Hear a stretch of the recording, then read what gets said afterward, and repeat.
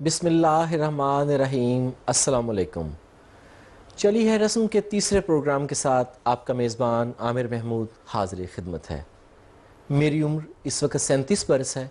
मेरी ज़िंदगी में पाकिस्तान में कई इंतखाबात हुए, लेकिन किसी एक इंतखाब में भी मैं अपने लिए कानून साज असम्बली के किसी एक नुमाइंदे का भी इंतखाब नहीं कर सका। सिर्फ मैं ही नहीं, मेरी तरह लातादाद ऐसे अहमदी हैं जो बावजूद हक़ के राय दही रखने और सियासी शऊर के होने के बावजूद पाकिस्तान के सियासी अमल का हिस्सा नहीं बन सके। वजह यह नहीं कि हम किसी बम धमाके से खौफजदा हैं या दहशत गर्दी की किसी कार्रवाई का अंदेशा है, बल्कि इसलिए कि पाकिस्तान का एक मुहिब वतन और कानून पसंद शहरी होने के बावजूद मुझे और मेरे हम मज़हबों को अकीदे के इख्तलाफ की बिना पर सियासी हकूक़ से महरूम रखा जा रहा है। आज के प्रोग्राम में हम जानेंगे कि वो कौन से इंतखाबी कवानीन हैं या ज़ाब्ते हैं जिनको इस्तेमाल किया जाता है और अहमदियों को उनके इंसानी हकूक़ से महरूम किया जाता है। आज के प्रोग्राम में हम इसी मौजू पर बात करेंगे। प्रोग्राम में हमारे साथ शरीक गुफ्तगू होंगे जनाब सलीमुद्दीन साहिब जो नाज़िर अमूर आमा हैं, और मुजीबुर रहमान साहिब जो मुल्क के नामवर वकील हैं। आपको ये बताता चलूँ कि आप इस प्रोग्राम में हमारे साथ शरीक हो सकते हैं। ट्विटर, फेसबुक और ईमेल के ज़रिए हमें आपकी आरा का इंतज़ार रहेगा, जिनके एड्रेस इस वक्त आपको स्क्रीन पर नज़र आ रहे हैं। मुजीबुर रहमान साहब, मैं आपसे गुफ्तगू का आगाज़ करना चाहूँगा। आप एक कानूनदान हैं, ये बताएं कि किसी फ़र्द के सियासी हकूक़ की क्या अहमियत है और रियासत किस तरह से पाबंद है कि बराबरी की सतह पर अपने तमाम शहरियों को ये हकूक़ जो है फ़राहम करे। आमिर महमूद साहब, आपने सवाल किया है सियासी हकूक़ के हवाले से, और मैं समझता हूँ कि आपने शऊरी तौर पर बुनियादी इंसानी हकूक़ से अलग सियासी हकूक़ का ज़िक्र किया है। बुनियादी इंसानी हकूक़ एक बुनियादी चीज़ है, वो एक बहुत वसी चीज़ है, लेकिन उनके अलावा बाज़ ऐसे हकूक़ हैं जो बुनियादी इंसानी हकूक़ ना भी कहलाते हों, वो शहरियों के सियासी हकूक़ कहलाते हैं। सियासी हकूक़ किसी भी माशरे में अफराद के लिए बड़ी अहमियत के हामिल होते हैं। माशरे का हर फ़र्द अपने माशरे की समाजी, सियासी, माशरती, मईशत और माशी सूरत गरी में हिस्सा अदा करने का हक़ रखता है, और किसी भी जमहूरी निज़ाम में हर शहरी को ये इख्तियार दिया जाता है कि वो अपने नुमाइंदे जो हैं वो असम्बलियों तक पहुँचाएँ, ताकि असम्बली जो हो वो आवाम की नुमाइंदा हो। तो हक़ के, चूँकि जमहूरी निज़ाम जो है हक़ के नुमाइंदगी का एक निज़ाम है, किसी जमहूरी निज़ाम में इस बात का तसव्वुर भी नहीं है कि किसी शहरी को वोट डालने का हक़ ना हो, अगर वो वोट डालने की सलाहियत रखता हो। तो सियासी हकूक़ में से बहुत बुनियादी हक़, बहुत अहम हक़ जो है वो हक़ राय दही है। उसके अलावा सियासी हकूक़ में पुरअमन इज्तिमा मुनक़िद करने का हक़, जलसे पुरअमन मुनक़िद करने का हक़, इज़हारे राय का हक़, राय को हमवार करने, राय अम्मा को हमवार करने के लिए ज़राए इब्लाग़ तक पहुँचने का हक़, ज़राए इब्लाग़ के ज़रिए अपनी राय को दूसरों तक पहुँचाने का हक़, ये सारे सियासी हकूक़ हैं। लेकिन इन सब हकूक़ से बालातर हकूक़ यह है कि हर शहरी इस बात में हिस्सा ले सके कि उसके माशरे की, उसकी हुकूमत की, उसके मुल्क की सूरत गरी मुख्तलिफ़ अंदाज में कैसे होगी। शहरियत जो है एक नाकाबिल तक़सीम तसव्वुर है। शहरी को आप पहले दर्जे का शहरी और दूसरे दर्जे का शहरी और तीसरे दर्जे का शहरी नहीं बना सकते। तमाम शहरी बराबर हैं। दी right of citizenship is indivisible, इसको आप तोड़ नहीं सकते, इसको तकसीम नहीं कर सकते, ये सब के लिए बराबर है। इसको हम कहते हैं हक़ राय दही या सियासी हक़, जो हर एक के लिए बराबर है। और ये हमारे मुल्क का कानून, हमारे मुल्क का दस्तूर ये हक़ जो है तमाम को यकसां तौर पर देता है। कागज़ के ऊपर लिखा हुआ ये मौजूद है कि हमारा निज़ाम जमहूरी होगा, हमारा निज़ाम जो है नियाबती होगा, अवाम के मुंतखब नुमाइंदों की पार्लियामेंट होगी, पार्लियामेंट कानून साजी करेगी, अवाम को इख्तियार होगा अपने नुमाइंदे चुने। उस इख्तियार को कैसे कैसे लोगों की आज़ादी को सलब किया जाता रहा है तारीख़ में, वो एक अलग किस्सा है। लेकिन हक़ राय दही एक बुनियादी हक़ है, एक अहम हक़ है। मैं बुनियादी इंसानी हक़ नहीं कह रहा, लेकिन बुनियादी सियासी हक़ जो है वो हक़ राय दही है, जो हर शहरी के लिए बराबर है। किसी भी मुनसिफ़ाना निज़ाम में अगर मुनसिफ़ाना निज़ाम कायम नहीं हो सकता अगर हक़ राय दही कुछ महदूद तबके की तरफ मुंतकिल हो जाए किसी वजह से। کسی جبر کی وجہ سے، کسی خوف کی وجہ سے، تو پھر جو نظام عمل میں آئے گا وہ منصفانہ نہیں ہوگا، وہ عادلانہ نہیں ہوگا، وہ ایک فاسسٹ نظام ہوگا، وہ جمہوری نظام نہیں ہوگا. تو اس لیے اس حق کی بڑی اہمیت ہے.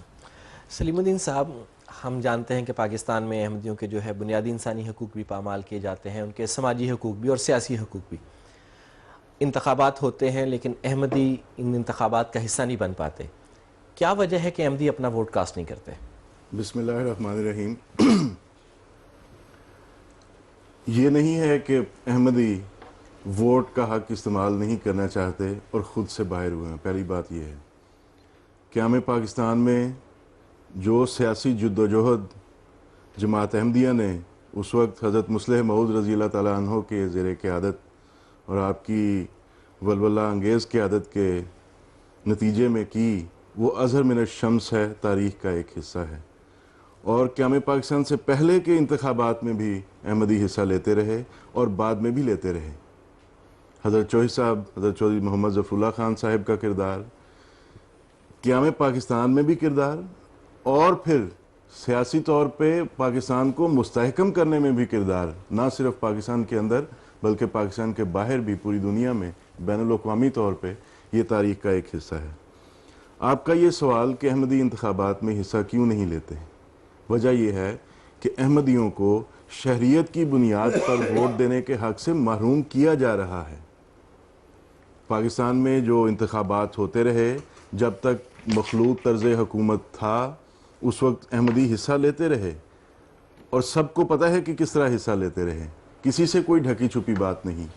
جب جداگانہ طرز حکومت اس ڈکٹیٹر نے یہاں نافذ کیا اور وہ چلا، اور اس وقت احمدیوں کو اس سیاسی انتخابی عمل سے باہر رکھا گیا.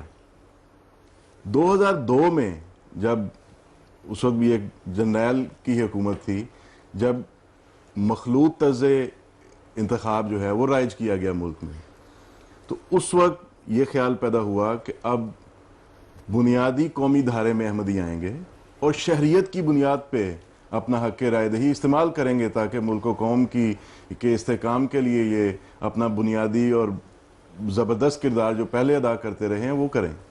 لیکن وہی ملا کے خوف سے، ملا کے احتجاج پہ، وہ جرنیل جو اپنے آپ کو بڑا طاقتور سمجھتا تھا، جھاگ کی طرح بیٹھ گیا، اور اس نے پھر یہ نوٹیفیکیشن کر دیا کہ ویسے تو مخلوط طرز انتخاب ہے، لیکن ہاں صرف احمدیوں کے لیے ہم ان کے لیے علیحدہ ووٹنگ لسٹ بنائیں گے، ان کو ہم بنیادی قومی دھارے سے باہر رکھیں گے. تو ان کو یعنی احمدیوں کو بنیادی قومی دھارے سے باہر رکھنے کے لیے دو کام کیے گئے. ایک تو ووٹر فارم، جس پہ میں اپنا اگر ووٹ کسی جگہ کسی حلقے میں درج کروانا چاہوں تو مجھے وہ فارم بھرنا پڑے گا، اس میں مذہب کا خانہ رکھ دیا گیا. اب مذہب کا خانہ اس ووٹر لسٹ میں جو ایک شہریت کی بنیاد پہ انسان ووٹ دیتا ہے، اس کے لیے اس کو وہ فارم بھرنا پڑتا ہے. اس کی کیا ضرورت ہے؟ دنیا کے کسی مہذب معاشرے میں، جمہوری معاشرے میں اس کا تصور بھی نہیں.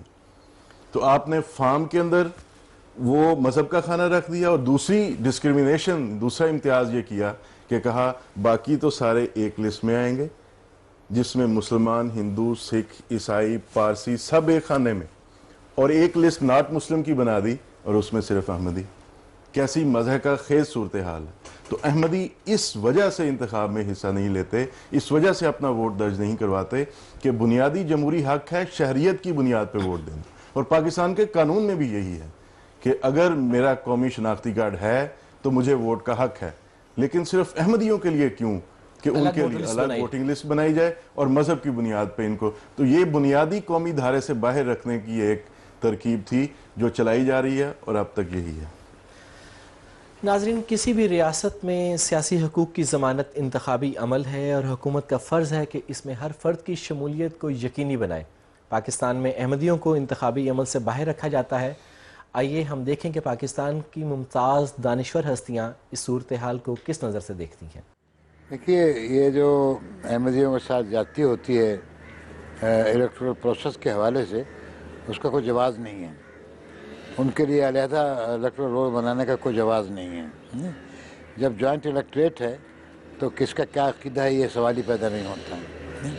لیکن افسوس یہ ہے کہ حکومت میں اور الیکشن کمیشن میں اتنی جرت نہیں ہے کہ وہ اس کو پہ عمل کرے، اور ہم یہ سمجھتے ہیں کہ چونکہ اس میں بعض لوگوں کو حق وہ رائے دہی نہیں دیا جائے گا تو اس حد تک یہ کوئی بھی الیکشن جو ہے وہ ناقص رہے گا۔ ایک تو یہ کہ یہ مخلوط انتخابات ہے نہیں، جب تک احمدیوں کی سپریٹ یا پیرلل لسٹیں موجود ہیں، انتخابی فہرستیں احمدیوں کی الگ بن رہی ہیں، تو پھر یہ مخلوط انتخاب نہیں ہے۔ یہ پھر ہم نے کسی کو انٹرنیشنل کمیونٹی کو دھوکہ دینا چاہا ہے کہ ہم نے جو ہے جوائنٹ الیکٹریٹ ریسٹور کر دیا ہے۔ آپ کو یاد ہوگا یہ 2001 دسمبر میں پرویز مشرف صاحب نے جو یہ ایک آئی واش کیا تھا، انہوں نے تو شاید آئی واش نہیں کیا تھا، لیکن جب ان پہ دباؤ پڑا تو انہوں نے احمدیوں کی فہرستیں دوبارہ سے الگ کر دی۔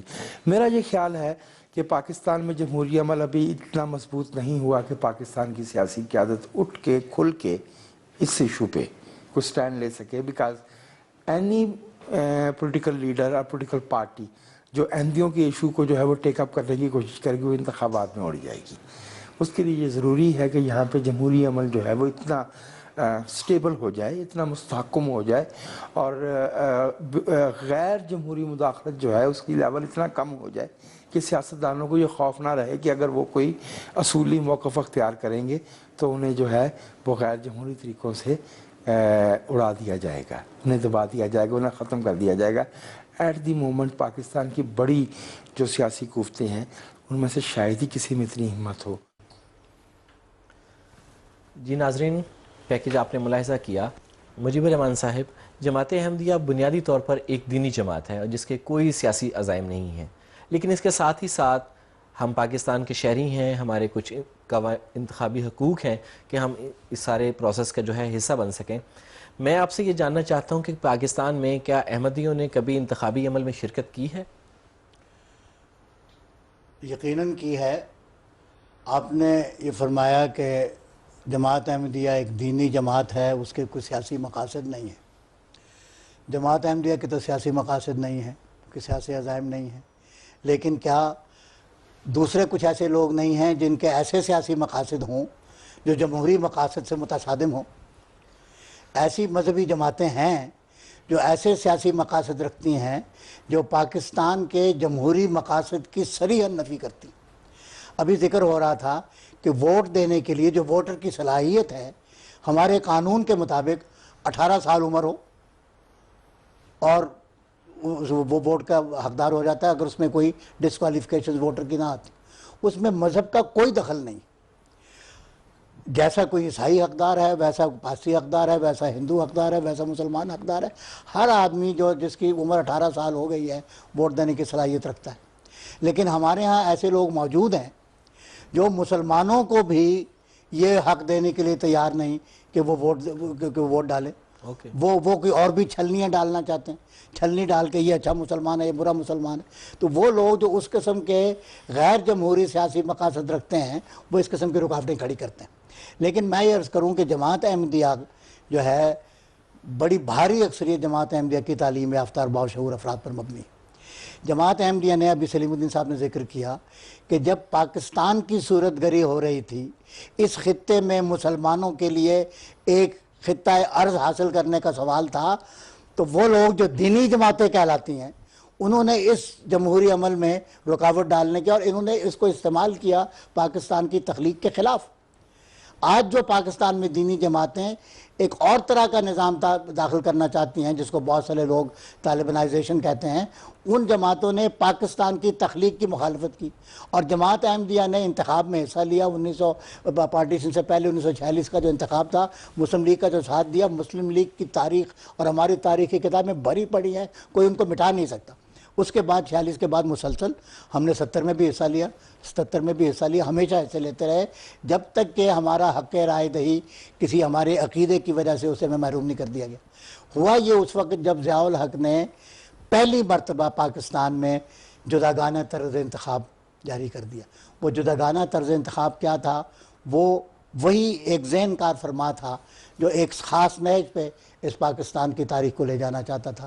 اس کی وجہ سے ہمارا اب انہوں نے اس کے بعد کیا ہوا کہ اب حصہ تو ہم لیتے رہے۔ سلیم الدین صاحب نے کہا ہم حصہ لینا بھی چاہتے ہیں۔ آپ نے کہا میری عمر 37 سال ہے، مجھے ابھی تک ووٹ کا حق استعمال کرنے کا موقع نہیں ملا۔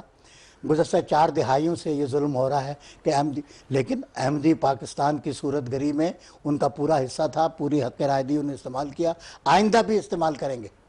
لیکن جب یہ مخلوط انتخاب ختم کر کے ضیاء الحق نے جداگانہ انتخاب کا سسٹم جاری کر دیا، اور سلیم الدین صاحب نے فرمایا اور ہمارے ایک اور دوست نے فرمایا کہ ایک ڈکٹیٹر نے پھر مخلوط انتخاب کا نظام جاری کیا، تو وہ اس نے از خود نہیں کر دیا تھا۔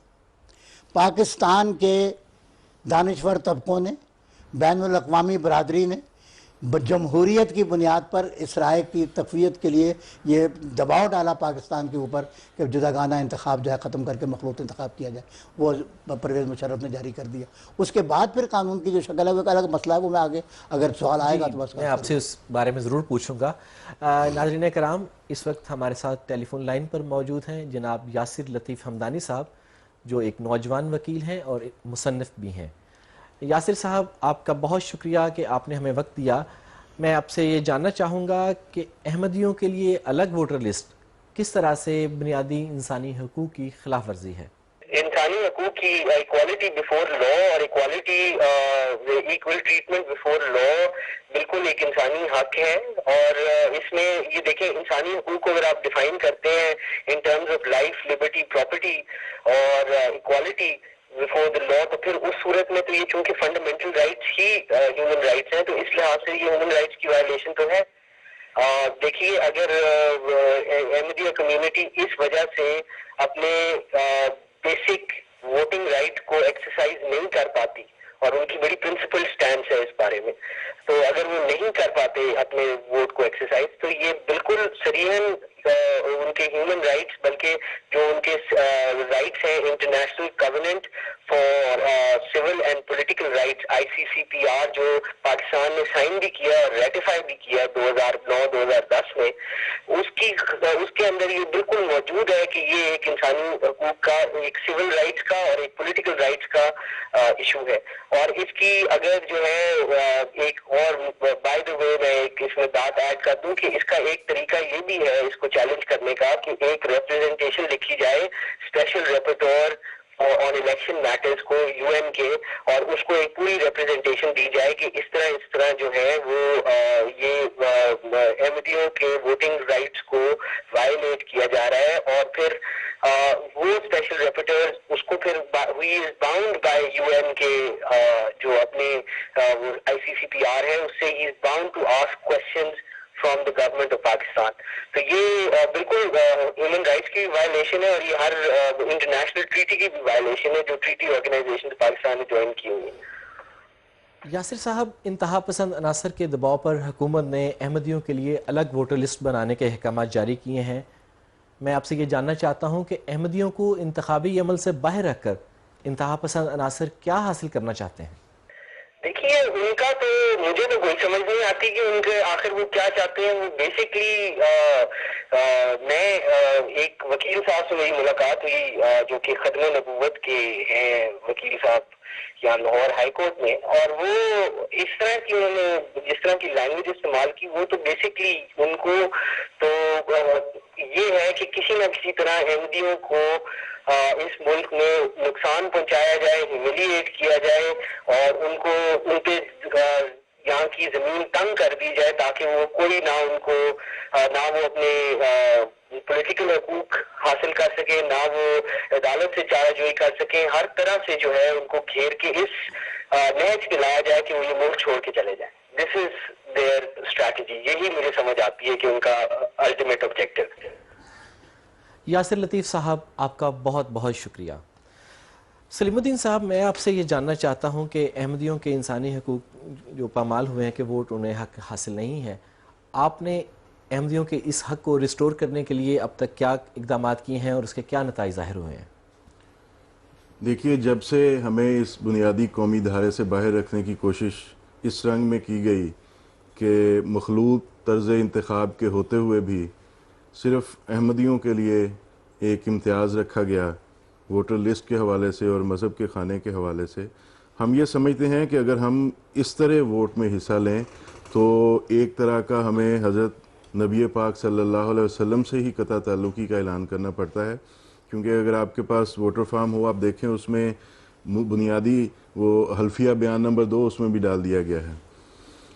تو اس وقت سے ہم ہر فورم پہ اس آواز کو اٹھانے کی کوشش کر رہے ہیں، اور تحریری طور پہ بھی ہم انتظامیہ کو بھی، پاکستان کے اندر بھی پاکستان کے باہر بھی ہر طرح کی آواز اٹھاتے ہیں کہ یہ بنیادی ایک سیاسی حق ہے، اور شہری ہونے کے ناطے سے ہمیں بھی یہ ملنا چاہیے. اور جو پہلے ہمارے پاس تھا یہ حق، اور ہم اس کو بڑا پازیٹیولی استعمال کرتے رہے ہیں، اور ہم اب بھی یہ کرنا چاہتے ہیں تاکہ ہم اس ملک کے استحکام میں اپنا کردار ادا کر سکیں. لیکن افسوس سے یہ کہنا پڑتا ہے کہ اس پہ کوئی خاص رد عمل سیاسی پارٹیوں کی طرف سے یا حکومت کی طرف سے سامنے نہیں آیا. بلکہ پہلے تو آپ جانتے ہیں کہ الیکشن کمیشن ادارہ ہے انتخاب سے متعلقہ، اور الیکشن کمیشن میں ہی یہ ساری چیزیں ہوتی ہیں.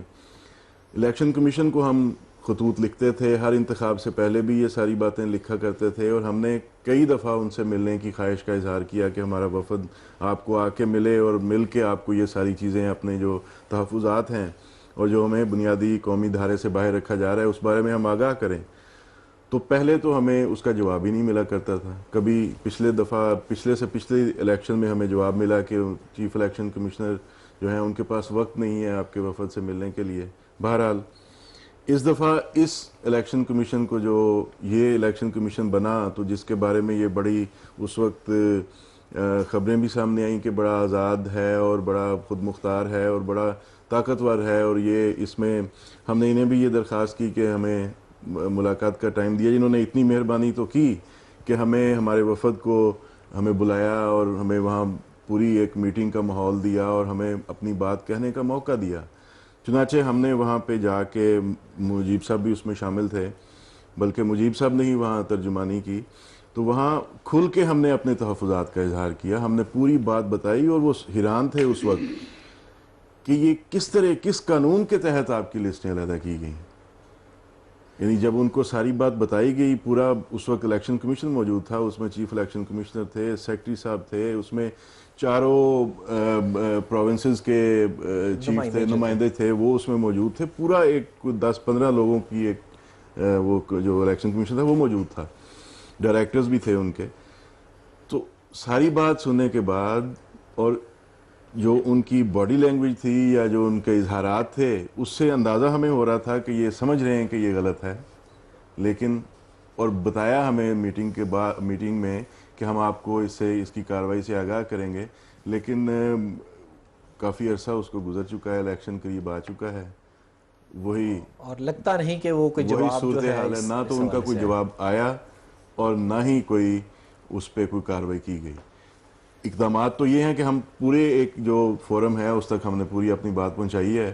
اور آپ جانتے ہیں کہ پچھلے الیکشنز میں ہم اشتہار دینے کی بھی کوشش کرتے رہے کہ ہمارا اشتہار ہی کسی اخبار میں لگے کہ ہم کیوں اس الیکشن سے باہر ہیں، تاکہ قوم کو پتہ تو چلے کہ احمدی کیوں نہیں حصہ لیتے ووٹ میں، اپنا الیکشن پروسیس میں. تو اخبارات باوجود اس کے کہ پیسے دینے کے، آج کل بڑے بڑے اشتہار آپ دیکھتے ہیں کہ الیکشن کے حوالے سے لگ رہے ہیں، ہمارا اتنا سا اشتہار بھی لگانے کے روادار نہیں تھے. بلکہ جہاں تک مجھے معلوم ہے کہ ایک اخبار نے تو پیسے لے کے واپس بھی کر دیے کہ ہم معذرت چاہتے ہیں. کئی اخباروں نے پیسے لے کے واپس کر دیے.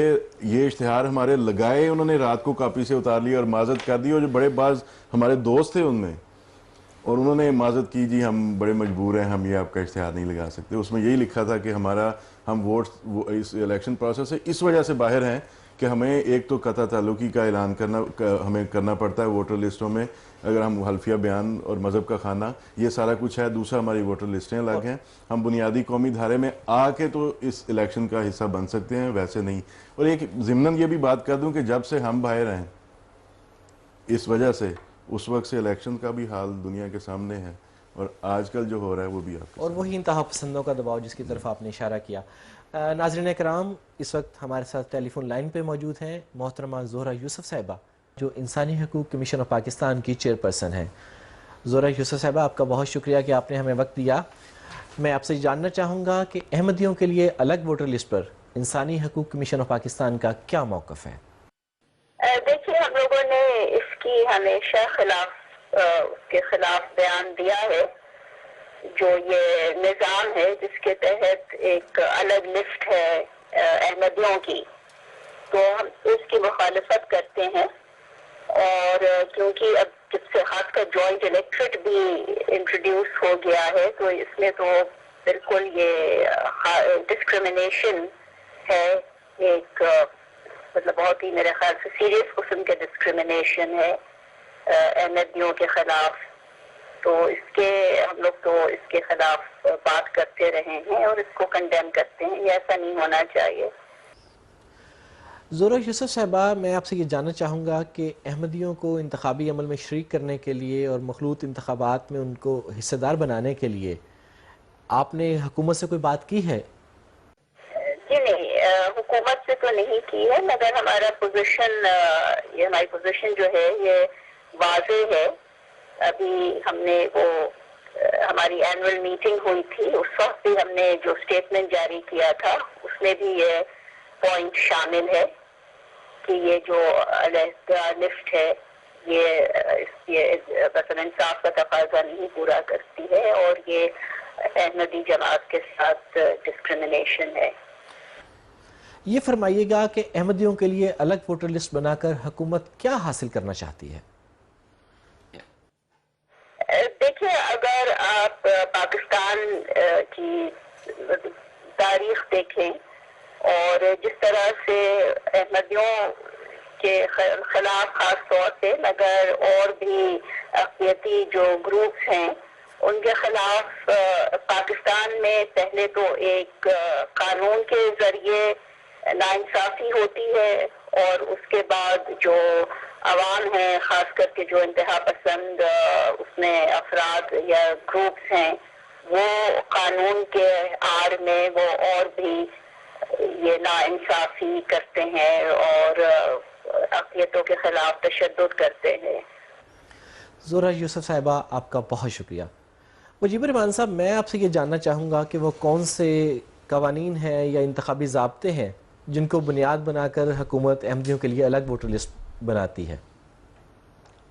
عامر محمود صاحب، بات پھر وہیں آ گئی ہے.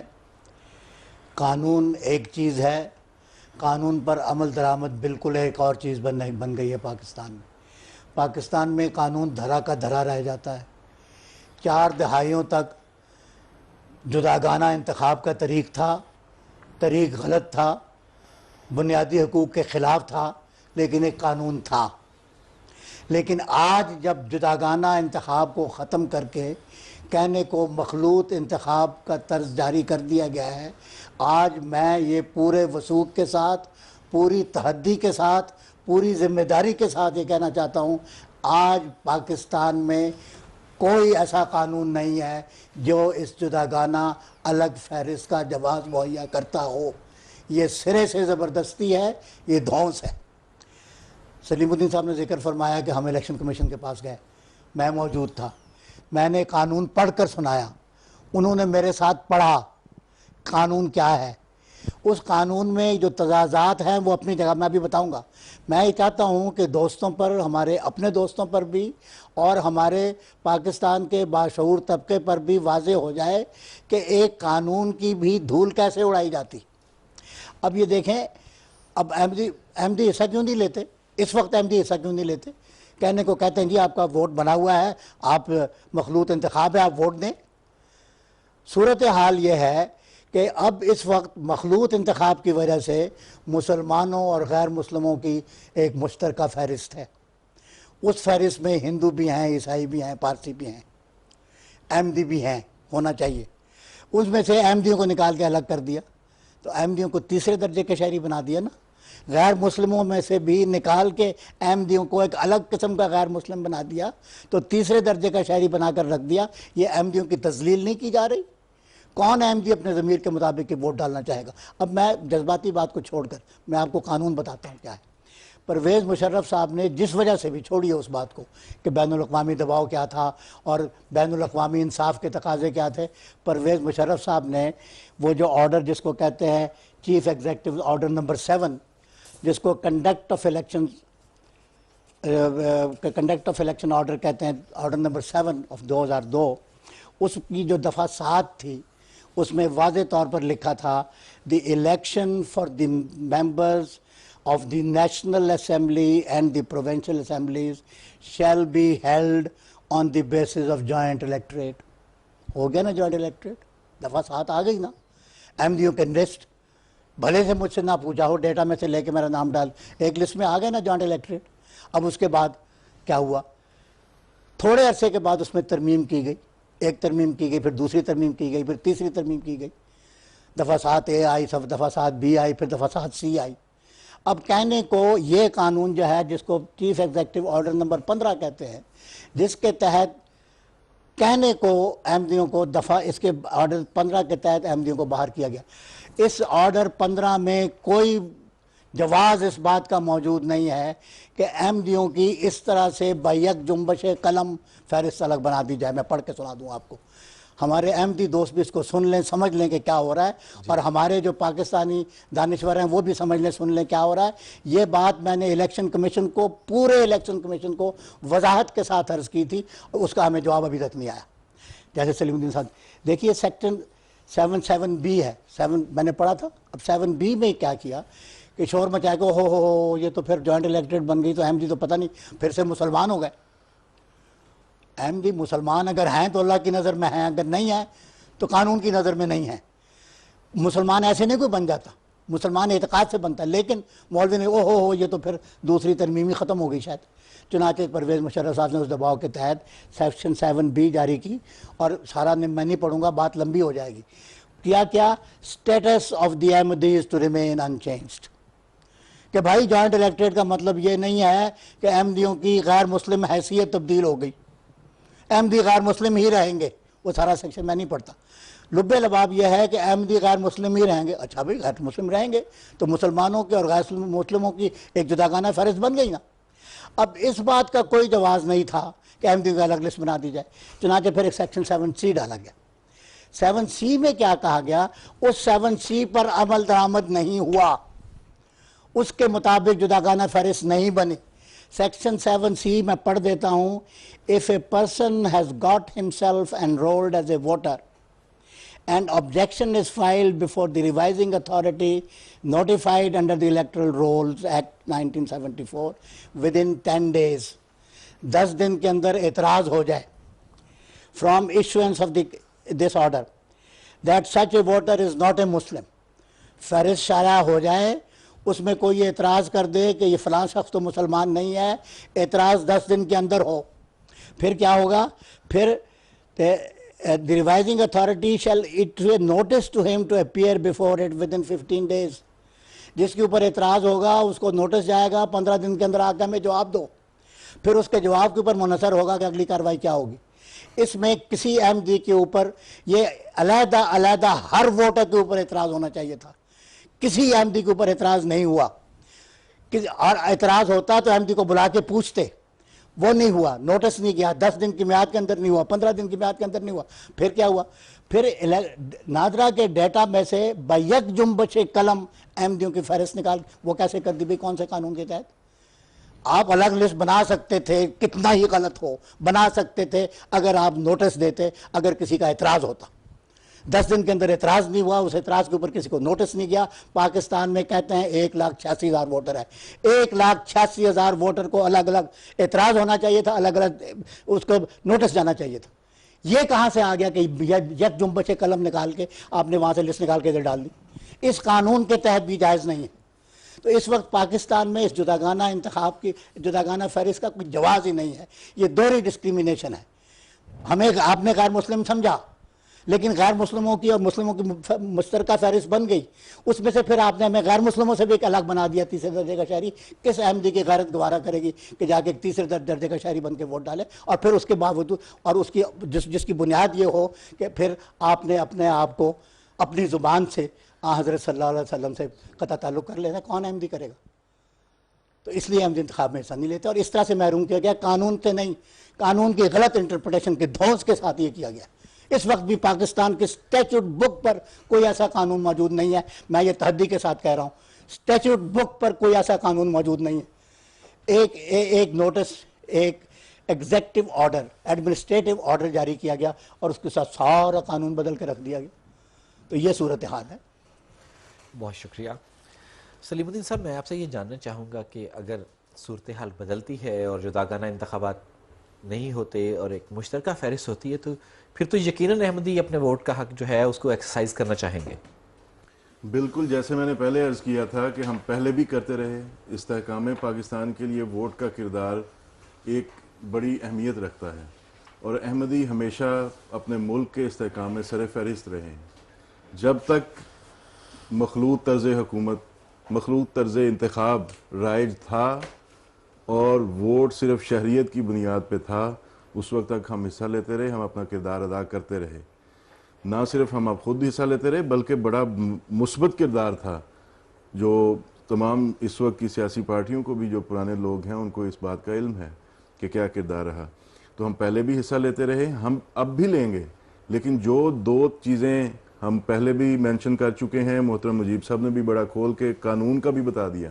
جس قانون کا ذکر فرما رہے ہیں کہ کوئی قانون نہیں ہے، وہ صرف ایک ایگزیکٹو آرڈر ایک کسی سیکشن آفیسر سے، یا کہہ لیں ایک الیکشن کمیشن کے کسی سیکنڈ کلاس آفیسر نے وہ ایک نوٹیفیکیشن کر دیا اور اپنے ووٹر فارم جو بھرتے ہیں ان کو یہ ہدایت نامہ ایشو کر دیا، اور اس میں 12 نمبر شک ڈال دی کہ احمدیوں کے لیے علیحدہ سے لسٹ بنے گی، اور قانون سرے سے موجود نہیں. قانون کی وائلیشن ادارے خود یوں کر رہے ہیں، جس کا یہ پہلے ذکر بڑا کھول کے محترم مجیب صاحب نے فرمایا. تو جب اگر یہ ڈسکریمنیشن کہ ووٹر فارم میں مذہب کے خانے کا کوئی جواز نہیں ہے، وہ نہ ہو، اور ایک لسٹ بنے.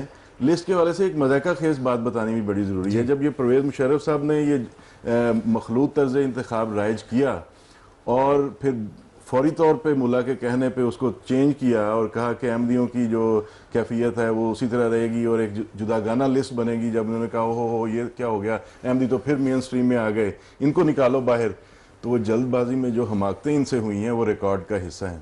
انہوں نے ایک لسٹ بنائی، ہمارے پاس ریکارڈ میں موجود ہے، ایک لسٹ بنائی، اوپر ڈالا مسلم لسٹ، اور اس کے اندر تمام مسلمان، سکھ، عیسائی، پارسی، اور اس کی ہیڈنگ بنائی مسلم لسٹ.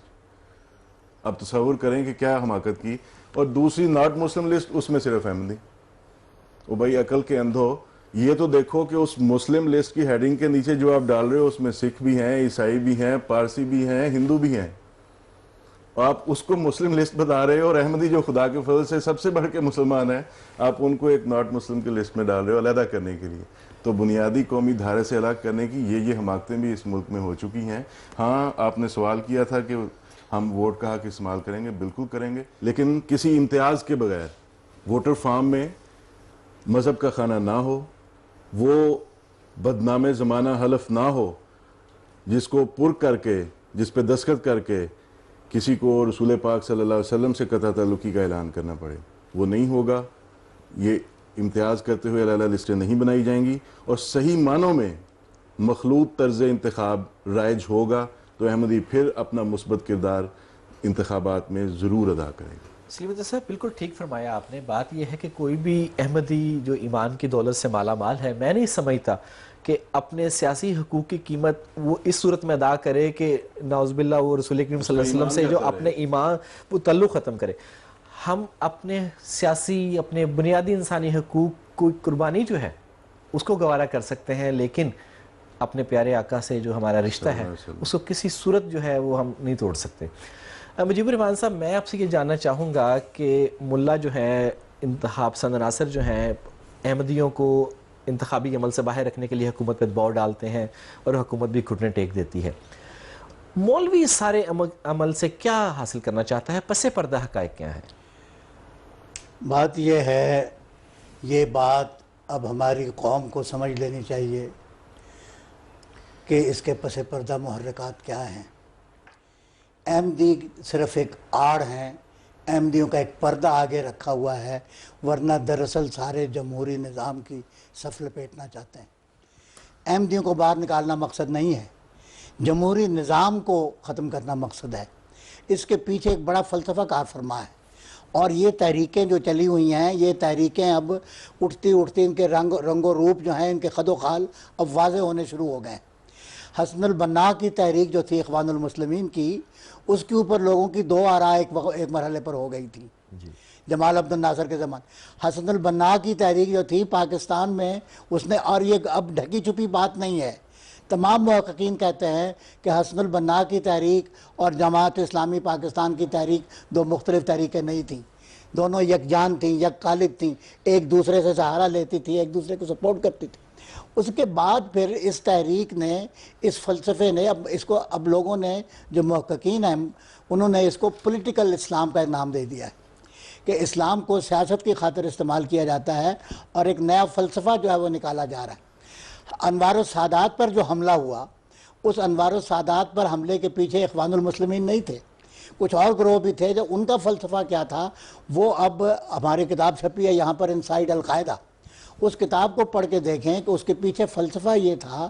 اس فلسفے کو انہوں نے باقاعدہ نام دیا، تکفیر کا نام دیا۔ وہ کہتے ہیں کوئی مسلمان حاکم یا کوئی مسلمان حکومت جو اسلامی قانون نافذ نہیں کرتی اس کی تکفیر لازم ہے، اس کو کافر قرار دے دو۔ یہ خوارج کے فتنے سے جا کے بات ملتی ہے کہ کافر قرار دے دو حکومت کو۔ حضرت علی کو کافر قرار دے دیا لوگوں نے۔ تو جو حکومت ان کے کہنے کے مطابق اسلامی نظام نافذ نہیں کرتی اس کی تکفیر لازم ہے، وہ مرتد ہے، اس کا قتل جائز ہے۔ اس کے آگے جو ڈانڈے جا کے ملاتے ہیں وہ بھی غلط ملاتے ہیں، امام ابن تیمیہ سے ملاتے ہیں کہ امام ابن تیمیہ نے جب ان سے چنگیزیوں سے جنگ کی تو انہوں نے کہا کہ تم یاسا کوڈ پر عمل کرتے ہو، بھلے سے مسلمان ہو، ہم تمہارے خلاف جہاد کریں گے۔